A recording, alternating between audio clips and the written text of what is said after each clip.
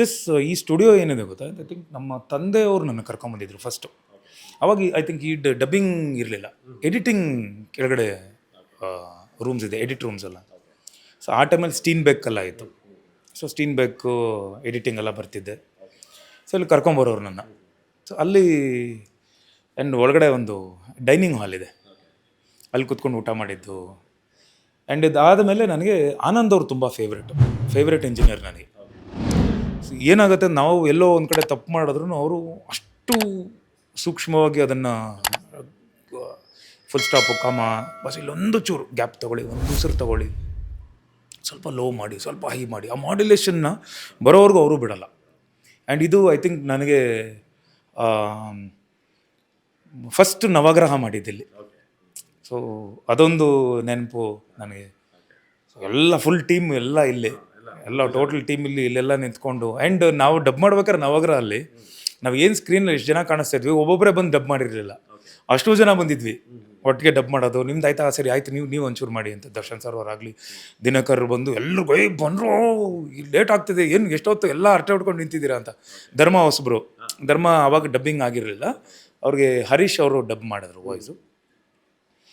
And ಇಲ್ಲಿ ಅವೆಲ್ಲ ನೆನಪುಗಳು. ಇಲ್ಲಿ ಬಂದಾಗ ನಮ್ಮ ಆ ಡೈನಿಂಗ್ ಹಾಲಲ್ಲಿ ಕೂತ್ಕೊಂಡು ಊಟ ಮಾಡಿದ್ದು. ಆ್ಯಂಡ್ ಫಸ್ಟ್ ಸ್ಟಾರ್ಟಿಂಗ್ ಫ್ರಮ್ ನವಗ್ರಹ ಅಂತ ಸ್ಟಾರ್ಟ್ ಆಗುತ್ತೆ. ಅದಾದಮೇಲೆ ಫೈಟರ್ ಇಲ್ಲೇ ಮಾಡ್ತೀನಿ, ನನ್ನ ಸ್ವಂತ ಪ್ರೊಡಕ್ಷನ್ ಲಂಕಾಸುರ ಇಲ್ಲೇ ಮಾಡ್ತೀನಿ. ಆ್ಯಂಡ್ ಮಾದೇವ ಪ್ರೀವಿಯಸ್ ಸಿನಿಮಾ ಇಲ್ಲೇ ಮಾಡ್ತೀನಿ. ಆ್ಯಂಡ್ ಅಗೇನ್ ನನಗೆ ಬಲರಾಮ ಇಲ್ಲೇ ಮಾಡ್ತಿದ್ದೀನಿ.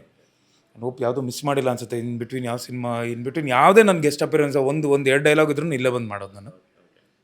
ಒನ್ ಆಫ್ ದಿ ನನಗೆ ಲಕ್ಕಿಯಸ್ಟ್ ಸ್ಟುಡಿಯೋ ಅಂತ ನನಗೆ ಅನಿಸುತ್ತೆ. ನಮಗೆ ಇಟ್ಸ್ ಅ ನೈಸ್ ಪ್ಲೇಸ್, ಒಂದು ಪಾಸಿಟಿವ್ ವೈಬ್ಸ್ ನನಗೆ. ಟಾಪಿಕ್ ಎಸ್ ಸರ್, ನೀವು ಹೇಳೋದಕ್ಕೆ ಆ ವಿಷಯಕ್ಕೆ ಬರ್ತೀನಿ. ರಾಬರ್ಟಲ್ಲಿ ನಿಮ್ಮದು ದರ್ಶನ್ ಅವ್ರದ್ದು ತುಂಬ ಒಳ್ಳೆ ಕಾಂಬಿನೇಷನ್, ತುಂಬ ಇದಿತ್ತು, ಫೇಸ್ ಆಫ್ ಇತ್ತು. ಅಪ್ಪು ಸರ್ ಜೊತೆ ಯಾವತ್ತಾದರೂ ಡಿಸ್ಕಷನ್ ಆಗಿತ್ತಾ ಇಬ್ಬರು ಕೂಡ ಒಂದು ಸಿನಿಮಾದಲ್ಲಿ ಕಾಣಿಸ್ಕೋಬೇಕು ಅಂತ? ಯಾಕಂದರೆ ನಮಗಂತೂ ಟ್ರೀಟ್ ಆಗಿರೋದು ಒಂದು ಕಡೆ ರಾಜ್ಕುಮಾರ್ ಅವರ ಪುತ್ರ, ಇನ್ನೊಂದು ಕಡೆ ಪ್ರಭಾಕರ್ ಅವರ ಪುತ್ರ ಒಂದೇ ಸ್ಕ್ರೀನಲ್ಲಿ ಕಾಣಿಸ್ಕೊಳ್ಳೋದು. ಸಾತ್ರ ಏನಾದರೂ ಡಿಸ್ಕಷನ್ ಆಗಿತ್ತಾ? ನಿಮ್ಗೊಂದು ಕನಸಿತ್ತಾ ಅಪ್ಪು ಸರ್ ಜೊತೆ ಒಂದು ಸಿನಿಮಾ ಮಾಡಬೇಕು ಅಂತ? ಅದನ್ನು ಹೇಳ್ತೀನಿ ಸರ್, ಯಾಕಂದರೆ ಆ ಭಾಗ್ಯ ನನಗೆ ಸಿಗಲಿಲ್ಲ. ಬಟ್ ಅವ್ರು ನನಗೆ ಕ್ಲಾಪ್ ಮಾಡಿದ್ದಾರೆ.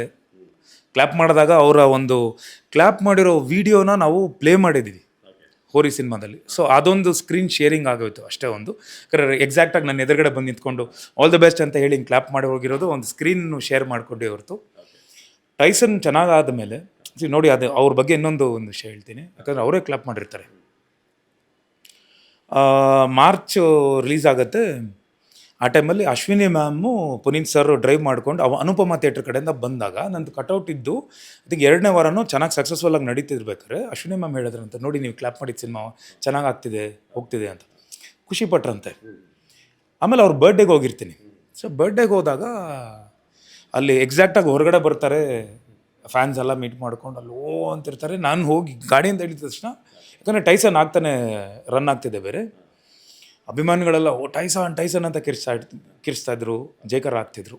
ಸೊ ಬಂದು ಅವ್ರು ಹೆಂಗೆ ಮಾಡಿದ್ರು ಅಂದರೆ, ಹಾಯ್ ಸರ್ ಅಂತ ತಪ್ಕೊಂಡು ನನ್ನ ಕೈನ ಹಿಂಗೆ ಇಟ್ಕೊಂಡು ಅಂತ ಹೇಳಿ ಎಲ್ಲ ಫ್ಯಾನ್ಸ್ಗೆ ತೋರಿಸಿ, ಅದಾದಮೇಲೆ ಕೂತ್ಕೊಳ್ಳಿ ಸರ್ ಒಳಗಡೆ ಅಂದರು. ಆ್ಯಂಡ್ ಅವರು ಏನು ಮಾಡ್ತಾರೆ ಅಂದರೆ, ಅಭಿಮಾನಿಗಳನ್ನ ಭೇಟಿ ಮಾಡ್ಕೊಂಡು ಒಳಗೆ ಬರ್ತಾರೆ. ಬಂದಾಗ ಅವ್ರು ಹೇಳ್ತಾರೆ, ಸರ್ ನಿಮ್ಮ ಸಿನಿಮಾ ನೋಡಿದೆ ನಾನು, ನಮ್ಮ ಹುಡುಗರೆಲ್ಲ ಕೇಳಿದ್ರೆ ಇದು ಸಿನಿಮಾ ಚೆನ್ನಾಗಿದೆ ಅಂದಾಗ ಅವರ ಮನೆಯಲ್ಲಿ ಹೋಮ್ ಥಿಯೇಟ್ರ್ ಏನಿದೆ ಅಲ್ಲಿಗೆ KDM ಅಂತ ಏನೋ ನಾವು ಇದು ಕೋಡು ಇದು ಮಾಡಬೇಕು, ಅದನ್ನು ದುಡ್ಡು ಕಟ್ಟಿ UFO cube, I think cube ಇತ್ತು ಅನಿಸುತ್ತೆ, UFO ಇರಲಿಲ್ಲ, ಕ್ಯೂಬ್ ಇತ್ತು ಅವ್ರ ಮನೇಲಿ. ಸೊ ಅದಕ್ಕೆ ದುಡ್ಡು ಕಟ್ಟಿ ಪ್ರೊಜೆಕ್ಷನ್ ಹಾಕಿ ಅವ್ರ ಮನೆಯಲ್ಲಿ ಎಲ್ರಿಗೂ ತೋರಿಸಿದ್ದಾರೆ ಸಿನಿಮಾನ. ಆ್ಯಂಡ್ ಅವ್ರು ಹೇಳಿದ್ರು, ಒಂದು ಸಿನಿಮಾ ಮಾಡೋಣ, ಜೊತೇಲಿ ಮಾಡೋಣ ಅಂದರು. ಬಟ್ ಅದು ಆಗಲಿಲ್ಲ.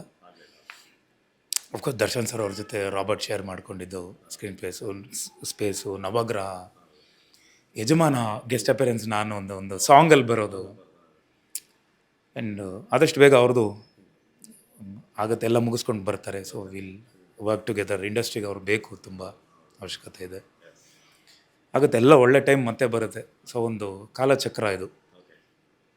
ಸೊ ರಾಬರ್ಟ್ 2 ಏನಾದರೂ ನಿರೀಕ್ಷೆ ಮಾಡ್ಬೋದಾ? ಸೊ ಅದು ನೀವು ತರುಣ್ ಅವ್ರನ್ನ ಕೇಳಬೇಕು, ತರುಣ್ ಅವ್ರನ್ನ ಖಂಡಿತ ಕೇಳಬೇಕು. ಯಾಕಂದರೆ ನವಗ್ರಹ 2 ಬರುತ್ತೆ ಅನ್ನೋದು ತುಂಬ ನಿರೀಕ್ಷೆ ಇತ್ತು. ಸೊ ದಿನಕರ್ನು ನನಗೆ ಕೇಳಿದ್ದೆ ಆ ಟೈಮಲ್ಲಿ, ಬಿಕಾಸ್ ನವಗ್ರಹ ರಿಲೀಸ್ ಆಗಿತ್ತು, ಮತ್ತೆ 18 ವರ್ಷಗಳ ಆದಮೇಲೆ ರಿಲೀಸ್ ಆಗಿತ್ತು, ಚೆನ್ನಾಗಾಯಿತು. ಇತ್ತು ಸರ್. ಆ್ಯಕ್ಚುಲಿ ನಾವೆಲ್ಲ ಮಾತಾಡ್ತಿರ್ಬೇಕಾದ್ರೆ ಹಿಂಗೆ ಕಾಮಿಡಿ ಮಾಡಿಕೊಂಡು ನವಗ್ರಹ 2 ಮಾಡಬೇಕು ಅಂತ, ಇದು ಸೀಕ್ವೆಲ್ ಮಾಡೋಣ ಅಂತ. ಸೀಕ್ವೆಲ್ ಮಾಡೋಕ್ಕಾಗಲ್ಲ, ತುಂಬ ಯಾಕೆ ಮಾಡೋಕ್ಕಾಗಲ್ಲ ಅಂದರೆ ಎಲ್ಲರೂ ಸೋತೋಗ್ತಾರೆ.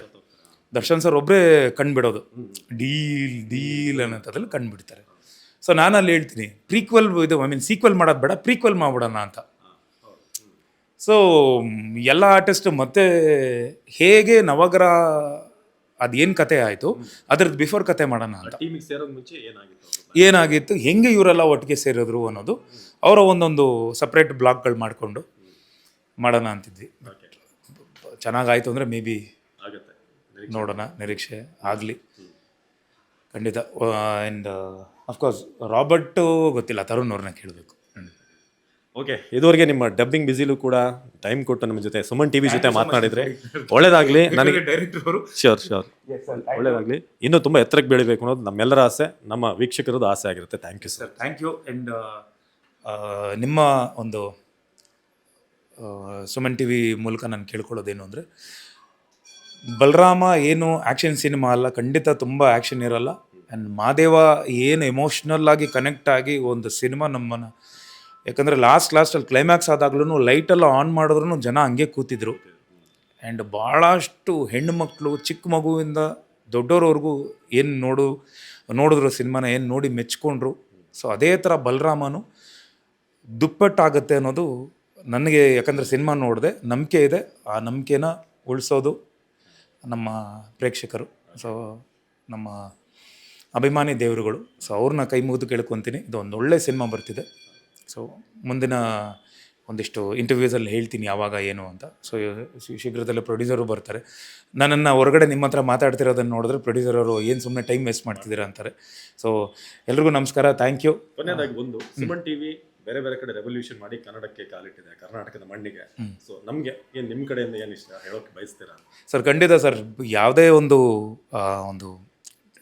ಈಗ ಸುಮನ್ ಟಿ ವಿ ಏನು ಇವತ್ತು ಇಲ್ಲಿ ಮತ್ತೆ ಸ್ಟಾರ್ಟ್ ಆಗ್ತಿದೆ ನಮ್ಮ ಕರ್ನಾಟಕದಲ್ಲಿ, ನಮ್ಮ ಕನ್ನಡದ ಮಣ್ಣಲ್ಲಿ ಏನು ಸ್ಟಾರ್ಟ್ ಆಗ್ತಿದೆ. ಸೊ ಏನೇ ಕೆಲಸ ಆಗಿರಲಿ, ಇವತ್ತು ನೀವು ಸ್ಟಾರ್ಟ್ ಮಾಡಿದ್ರೂ ಅದಕ್ಕೆ ಅಂತ ಒಂದಿಷ್ಟು ಹಾರ್ಡ್ ವರ್ಕ್ ಇರುತ್ತೆ. ಅಷ್ಟು ಜನ ಸೇರಿರ್ತೀರ, ಎಲ್ಲ ಟೆಕ್ನಿಷಿಯನ್ಸು, ಬೀಟ್ ಕ್ಯಾಮ್ರಾಮನ್ ಅವರಾಗಲಿ, ನೀವಾಗಲಿ, ಹೋಸ್ಟ್ ಆಗಲಿ, ಎಲ್ಲ ಟೆಕ್ನಿಕಲ್ ಟೀಮ್ ಏನು ಸೇರಿ ಎಲ್ಲ ಎಫರ್ಟ್ ಹಾಕಿ, ಸೊ ಪ್ರತಿಯೊಬ್ಬರಿಗೂ ನಾನು ನನ್ನ ಕಡೆಯಿಂದ ಥ್ಯಾಂಕ್ಸ್ ಹೇಳ್ತೀನಿ. ಯಾಕಂದರೆ ಇಲ್ಲಿವರೆಗೂ ಬರಬೇಕು, ಒಂದು ಸ್ಥಾಪನೆ ಆಗಲಿ, ಏನೇ ನಾವೊಂದು ಆಗಬೇಕು ಅಂದ್ರೂ ಅದಕ್ಕೆ ಒಂದಿಷ್ಟು ಕೈಗಳು ಜೋಡಿಸ್ಬೇಕು. ಸೊ ಆ ಕೈಗಳಿಗೆಲ್ಲ ನಾನು ಥ್ಯಾಂಕ್ಸ್ ಹೇಳಿ, ಸೊ ಮುಂದೆ ನಮ್ಮ ಸುಮನ್ ಟಿ ವಿಯವರು ಇನ್ನೂ ದೊಡ್ಡ ಮಟ್ಟದಲ್ಲಿ ಒಂದು ಎಲ್ಲ ಇಡೀ ಕರ್ನಾಟಕ ಮಾತ್ರ ಅಲ್ಲ, ತಮಿಳ್ನಾಡು ಮಾತ್ರ ಅಲ್ಲ, ಆಂಧ್ರ ಮಾತ್ರ ಅಲ್ಲ, ಇಡೀ ರಾಜ್ಯ ಮಾತ್ರ ಅಲ್ಲ, ಆ್ಯಂಡ್ ಇಡೀ ದೇಶ ಪ್ರಸಿದ್ಧಿಯಾಗಲಿ ಅಂತ ನಾನು ಕೇಳ್ಕೊತೀನಿ. ಜೈ ಕರ್ನಾಟಕ. ಧನ್ಯವಾದಗಳು. Thank you so much. ಇದಾಗಿತ್ತು ಬಲರಾಮನ ದಿನಗಳು ಸಿನಿಮಾದ ಡಬ್ಬಿಂಗ್ ಸಂದರ್ಭದಲ್ಲಿ ವಿನೋದ್ ಅವರು ಮಾತನಾಡಿದರು, ಡೈರೆಕ್ಟರ್ KM ಚೈತನ್ಯ ಅವರು ಮಾತನಾಡಿದರು, ಕ್ಯಾಮ್ರಾ ಪರ್ಸನ್ ಯೋಗೀಶ್ ಜೊತೆಗೆ ಅವಿನಾಶ್ ಶಿವನ್, ಸುಮನ್ ಟಿವಿ ಕನ್ನಡ, ಬೆಂಗಳೂರು.